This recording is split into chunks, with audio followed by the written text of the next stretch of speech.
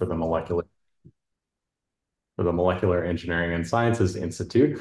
And I think this is a really special institute because it serves the role of being able to catalyze interdisciplinary research across both the clean tech as well as the biotech sectors.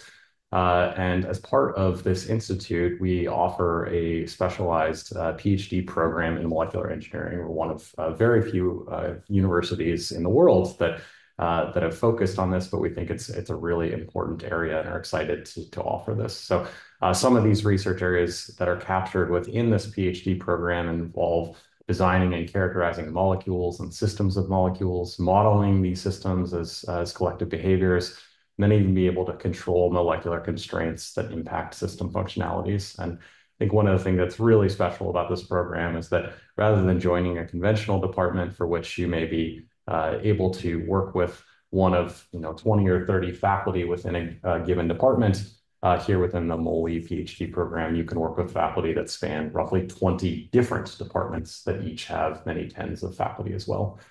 I think molecular engineering, this institute was launched, or I guess the PhD program was launched in 2011. So it has established itself, has lots of different focus areas, but some of which have been related to building a clean energy future, modeling and fighting infectious diseases, and even treating brain disorders. And so I mentioned there are 20 different departments that our molecular engineering faculty are associated with. You can see that list there on the left. One of the things that I think is really special is that these departments span many different traditional colleges. So you have departments that are in the College of Engineering, as well as that in Arts and Sciences and Medicine. And you have folks that are working together, co-localized in the same building in some cases, to really think big about large problems down at the molecular level. So we keep mentioning that this molecular engineering is focused on kind of one of two areas. A lot of interest is in the biotech area, shown on the left. So these can be things like de novo protein design, synthetic biosystem engineering, artificial biochemical reaction networks and devices, and even gene regulation and signaling. We also focus a lot on the area on the right, that clean tech, thinking about material and device functionality, structure effects on electronic and photonic material properties, and even electrochemical cells. So to really highlight the interdisciplinary nature of the molecular engineering PhD program, you can see that MOLE is kind of centered at the beginning or at the middle of all of these different colleges, where we've had students from our PhD program end up placing and joining labs in departments across the entire university. But then I think even more exciting is that the MOLE PhD program actually extends to beyond the traditional walls of UW. And we have students that have gone to take advantage of the excellent resources at Seattle Children's, Institutes for Systems Biology, Fred Hutch, and some of the other research institutes that have a stronghold here in the Seattle region. So our PhD program, while young, has had an outstanding track record in terms of our first couple of classes graduating and going on and pursuing careers in both industry as well as academics. Some of the examples in industry are folks founding their own biotech companies, joining major companies like Google. As far as academic-minded trainees, we have Goche as our very first trainee to go on and start their own research lab at Northeastern University, and several others who have gone on to pursue postdocs at very competitive and prestigious positions. So what does the PhD program look like? So it's primarily a research-focused program, but also includes a small amount of course requirements. So we do ask that all of the trainees take two core courses.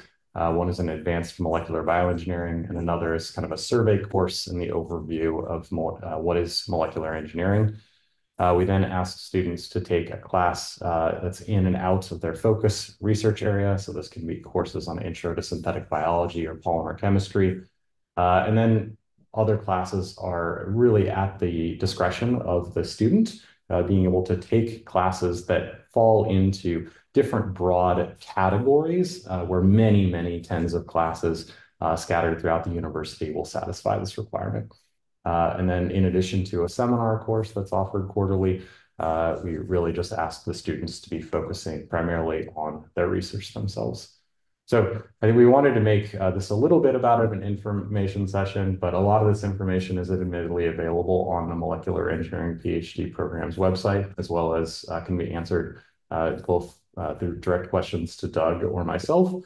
So we'll wanted to spend more of the time really focusing on the panel and also answering any of your questions. But one thing I do want to call your attention is that the deadline for our application process is December 5th. So if you do have questions, be sure to reach out because that deadline is going to creep up quickly, and we're excited to hear from all of you as applicants. So at this point, I think I will go ahead and stop sharing my screen, and then we can do the faculty panel. Does that sound good, Doug? Perfect. Yes, thank you. All right. So the first thing I want to do is just have each of our faculty members introduce themselves and tell us a little bit about your research and how it connects to molecular engineering. So I'm just going to randomly get us started by picking on David Bergsman. Hi, so I'm David Bergson. I'm an assistant professor of chemical engineering here and molecular engineering. My research lab does a lot of work in nanomaterials. So we deposit thin films that we can use for photoresists, like the kind of next generation of EUV photoresist materials for the small semiconductors. We make membranes that can separate chemicals and gases, which is a very high energy separation. And it's all kind of under this principle of making very small, very precise materials. Awesome. Thank you. And Neha. Hi, I'm Naeha Subramanian. I'm an associate professor at the Institute for Systems Biology and an affiliate associate professor in immunology. My lab is interested, very simply phrased, in how our body defends itself against infections. So, how our immune system defends, it participates in that, and what goes wrong when the immune system goes bad, essentially. So we focus on two distinct areas. One is looking at the innate immune response, which is the earliest immune defenses that are set into motion when we see any kind of infectious agent. And this innate immune response then licenses the development of antibodies and T cells, which, as you know from COVID, are very important to defend us against infections. And so while we know a lot about how vaccines work and how we can use the adaptive immune system or engineer the adaptive immune responses, we know very little about how we can engineer innate immune responses. So that's what we focus on in the context of both infectious diseases and in complex diseases, where spontaneous mutations in the innate immune system lead to things like cancer and autoimmunity. Awesome. Thank you. Al. Yeah, my name is Al-Shakim Nelson. I'm a professor in the Department of Chemistry here. My lab develops polymers that are designed for additive manufacturing processes or 3D printing. And we do this with an eye toward applications in sustainability and healthcare. And so what that ultimately means is that we think a lot about structure and function. So what molecular structures should we be making, and what's the function of those molecules after we make them? And we do that so that they fit into 3D printing processes, but also to be useful for these applications afterward. Thank you. And Cole, if you want to tell us a little bit about your lab. Yeah, so I'm Cole DeForest. I'm an associate professor in the departments of chemical engineering and then joint with bioengineering. And my lab is really interested in developing engineered biomaterials for both tissue engineering as well as drug delivery applications. And in these sorts of application spaces, we oftentimes know what we want the macroscopic material properties to be. We know how we want these materials to behave in terms of delivering a therapeutic to a specific point in the body, or maybe keeping cells alive throughout a transplantation process. But the way that we can achieve those macroscopic material properties ultimately comes down to how we customize these systems down at the molecular level. So we spend a lot of time designing kind of from the molecular level up desirable and stimuli responsive properties into engineered biomaterial systems. All right. So I do have several questions for our faculty. I will choose somebody to kind of kick us off with each question, but please feel free to jump in. Anybody else who has that input and great answers they want to provide us. And so the first question is one that we often receive here in molecular engineering. And how does MOLE differ from other programs students might be applying to, such as chemical engineering or bioengineering? And maybe Al, you could get us started on that one. Yeah, sure. I think the biggest difference is the flexibility that the program offers. And Professor DeForest touched on this already, that you have this opportunity not to be restricted to one department, but to look at faculty across departments. I think that's particularly valuable if you have an interest in, regenerative medicine, that you're not only looking in bioengineering, but you can look at across, the campus and even in the medical school as well for potential advisors. Chime in. I may also add that the molecular engineering further provides flexibility through the rotation process that we have in place for our students. So all of the incoming first year molecular engineering PhD students are given the opportunity through funded rotations to explore 3 different rotations prior to officially committing to a lab. And I think many other engineering departments either forego rotations or maybe limit it to 1 or 2. So I think this gives a lot of flexibility to trying out what could be really great fits for labs that aren't confined to the same department or not even confined to the same college or even the same institute. There's just tremendous flexibility in terms of where you can end up.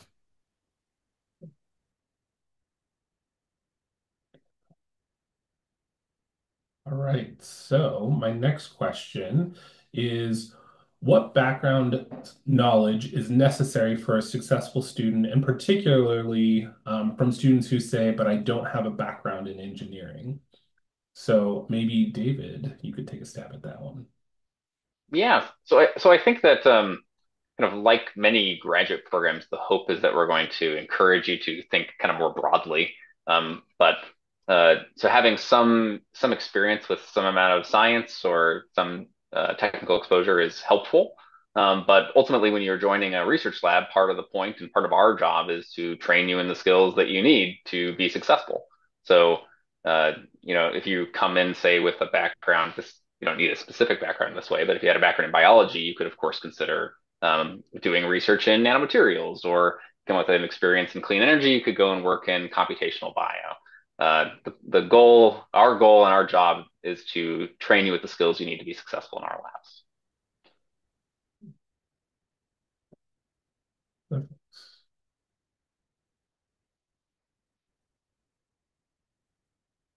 All right.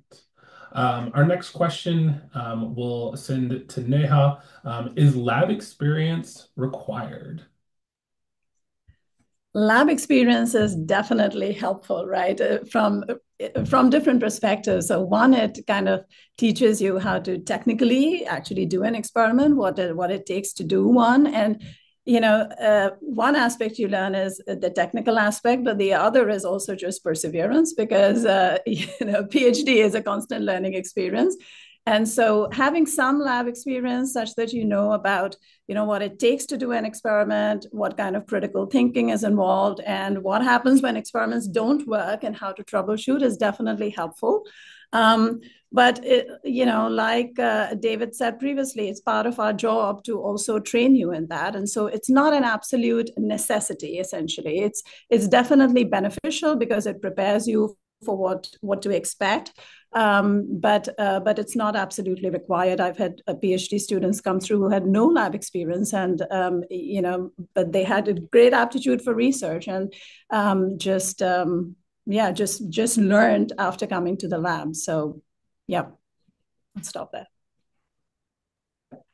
I may follow up on that and say it's fantastic when our applicants and students are coming in with research experience for all of the things that Neha just mentioned.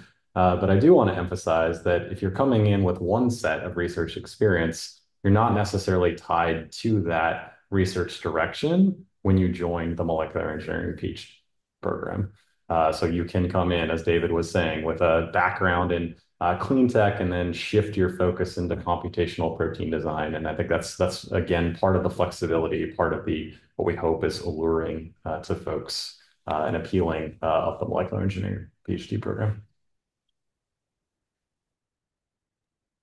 And I'll just add that I don't think that anyone who's joined my lab had 3D printing experience before coming in. I think almost everyone has not worked with a 3D printer until after they've joined my lab. But I'll also say too that the other piece that that I look for is just enthusiasm to learn. Especially if you're looking to make that transition or you're about to get ready to learn an entirely new skill set. Just being excited about the project and just having that enthusiasm is something that definitely draws us in too, because we're here to train you, and it's always fun, right? If we're all engaged in this process together. I will second that by saying that there's no substitute for actually being passionate about your research and being, really having your heart in what you're doing. One can make up for a delta through hard work and training that you will be offered in the program. But passion is something that's very hard to provide. Essentially, that's more innate. And so I think I really value that, as a student bringing that to the program and a level of commitment. Okay, thank you for that. So this one's for you, Cole. Do students need to know who they plan to work with before applying? I think it's a great idea to familiarize yourself with who you could potentially work with if you were admitted to and joining our program. I think it's very common and for students to identify faculty of interest as part of their application package. And part of that, what that does is shows us that you're passionate about potentially joining our program and that you've done some due diligence to look into who could be options. Now, of course, you may not know who is going to be taking a student when you're putting together application package. And there's no reason or no way that you could be fully committed to a given lab at that stage. So I would say it's important for you to know a handful of folks that you'd be excited to explore next steps with, but you absolutely do not need to know who you're going to end up with at the time of application. And we have, post-admission, there's recruitment visiting days where there's lots of opportunities where we welcome our admits to our department or to our program to meet and interact with the faculty that you're most research aligned with, as well as the researchers that are in their specific groups. And of course, this is an essential part of trying to figure out if it's going to be a good match. Is there a good kind of mentor-mentee relationship interaction that you foresee as being beneficial for you long term? Do you feel like the group culture kind of meshes well with what you're hoping to get out of the PhD program, and so many other things? So you don't absolutely need to know who you're going to work for. It's helpful to have a subset of the 20 departments of faculty that you might be interested in learning more about. Other folks want to chime in? Any thoughts? Maybe as a follow-up, if somebody's interested in your lab, any recommendations as far as should they reach out prior to the application? What does that look like in terms of making that connection and when? Doug, if I can take that. I think it's helpful to know if students are interested, just so that one can plan and be sure that you have funding to take on a student, essentially, just for something as simple as that. It's helpful. But yeah, I think it's always also helpful for the student to make those connections in advance, because they will know if that the lab that they're potentially interested in is available to them to rotate in. So I think it works both ways, both for the mentor as well as for the student. But of course, it's not an absolute necessity. People come to you for second or third rotations, and that obviously happens just a few weeks in advance. So that works too.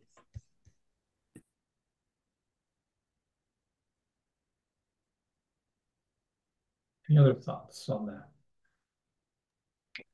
I guess I would say that, different faculty have different availabilities and different mindsets when it comes to responding to students prior to the admissions process. And so if you do reach out, which I do think is a good idea, and you don't hear back, don't take that as a negative sign. I think that, many of us receive tens of these sorts of requests per week. It's very hard, honestly, to stay on top of all of them. And so just know that there is a part of the admissions process built in that will allow you to really get to know the faculty after you're admitted. And so don't take it the wrong way if you don't hear back immediately, setting up a Zoom conversation with the faculty member that you reach out to. I can maybe just mention one pitfall that I have seen, and that is students who are reaching out but don't really provide much information in that email, right? So if you are reaching out, it's helpful that you have your updated CV that's attached, and even if it's just a line or two about what your interest is in the lab, I think can make all the difference.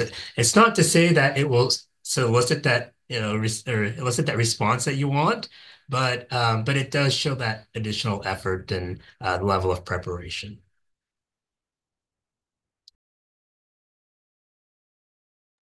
So thank you.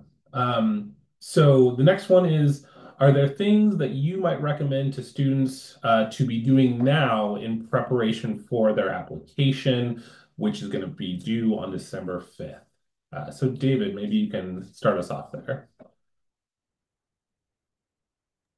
I think I might pass the call because Cole's running the process or someone else. Yeah. Fair enough. Any thoughts on what students should be doing now to help prepare for their application? Thanks, David. I think, if you're attending this webinar, you're already showing, you're taking the right steps about learning about the PhD program. There are many amazing PhD programs at countless institutions throughout the world, and we're honored that you're even considering potentially applying to the UW Molecular Engineering PhD program. I think a strength of our program, again, is that you have access to faculty, numerous faculty that span many different departments. We've said this over and over again. I think a challenge with that, though, is that as an applicant, there's many potential faculty members whose research you need to familiarize yourself with.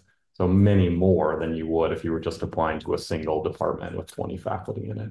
So I would say most important is probably looking at that list of, near 100 molecular engineering faculty members, familiarizing yourselves with the research of those folks that you're most well aligned with, and then putting together a compelling application that really speaks to the specifics of their work and why you think you're a good fit for our program because of them. Yeah, and if I may complement that, I have a few techs who are now applying for grad school, and I think one thing that's really helped them is to get a different pair of eyes to look at their application, essentially. So if you're writing, let's say, a personal statement, and you have the potential to get advice from a current mentor on it, by all means, go ahead and do that. That can certainly help polish your write-up. It's sometimes helpful, like obviously Cole was mentioning, it's definitely helpful to look at the faculty in advance, and in your application, if there's specific interests that you can point to, faculty whose work you're interested in, then that definitely suggests that you've done your homework, and also prepares you better for, in terms of what kind of areas you might be interested in. But yeah, I will say getting a set of eyes to look at your application is definitely helpful.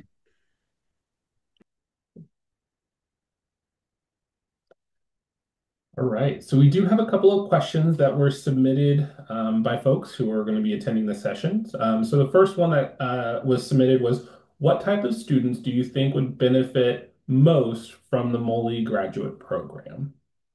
And I will leave this open to whoever would like to tackle that.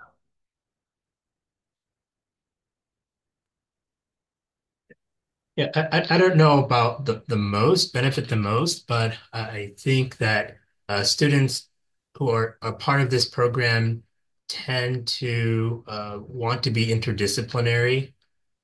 Yeah, they tend to want to work on collaborative projects and to speak multiple languages of science, right? So usually these collaborations take place across different disciplines, and it's we tend to see a lot of students who want to be able to translate between the different collaborators and be that person who actually brings everything together.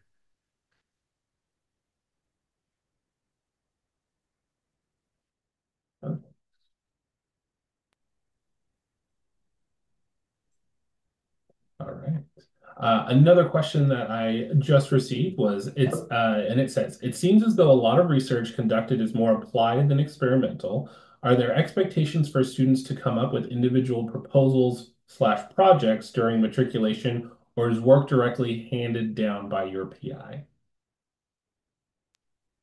Maybe I'll jump in here. And what I would say is, well, first of all, I think the research will span kind of a wide range of degrees from very fundamental work to very experimental and then to very applied.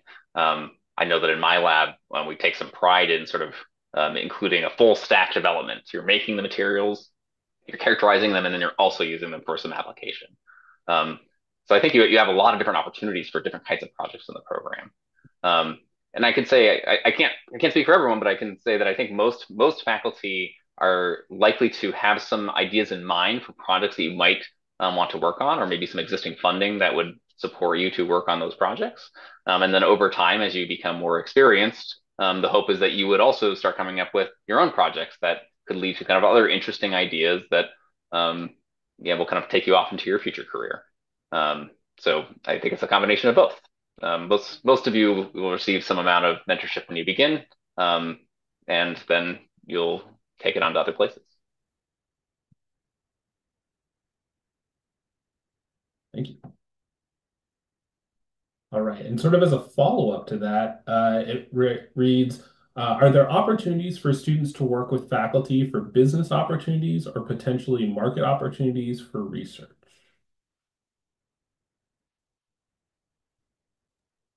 I I could say that there's been several PhD students in my lab that, alongside their PhD in engineering, they've pursued certificate in business entrepreneurship from the Foster School. And I think if that is something that is of interest to you as a MOLE PhD student, assuming that it's supported by the faculty member whose lab you end up joining, I can imagine there's lots of opportunities there.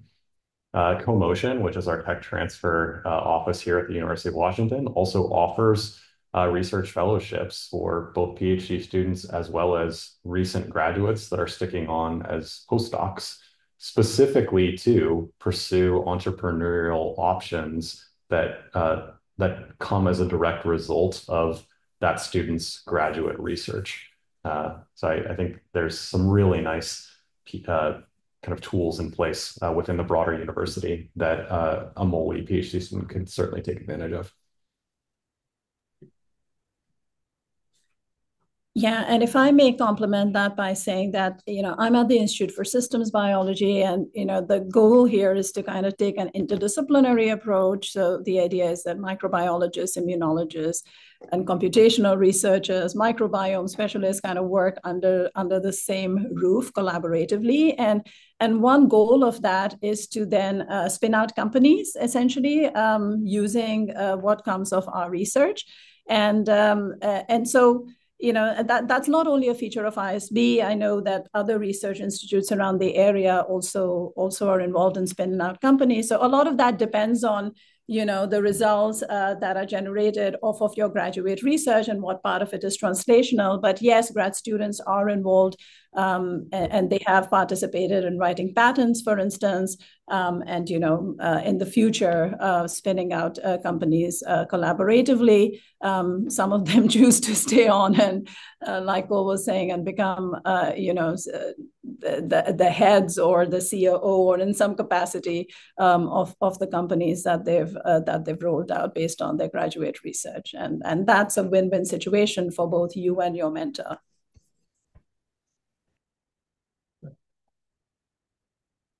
All right. So before we move into our breakout rooms, I did just want to give one final opportunity for each of our faculty members to sort of maybe impart words of wisdom, thoughts about the MOLE program, thoughts about UW, something that you want to give our students here as a takeaway about the PhD program, molecular engineering, etc. So let's go ahead and throw it to Al. Yeah, great. Well, I think I would say that UW is a great place to work on your graduate degree. I find it to be a very great environment for cultivating collaborations and doing great research. You're surrounded by some of the top researchers of the world here, and I've thoroughly enjoyed it, but certainly from a different perspective. But I hope that my team does as well. And David. Yeah, I would say in addition to being kind of surrounded by a great environment, it's also a very supportive environment at UW. People are generally very nice, very collaborative, um, and the general morale, I think, is pretty good.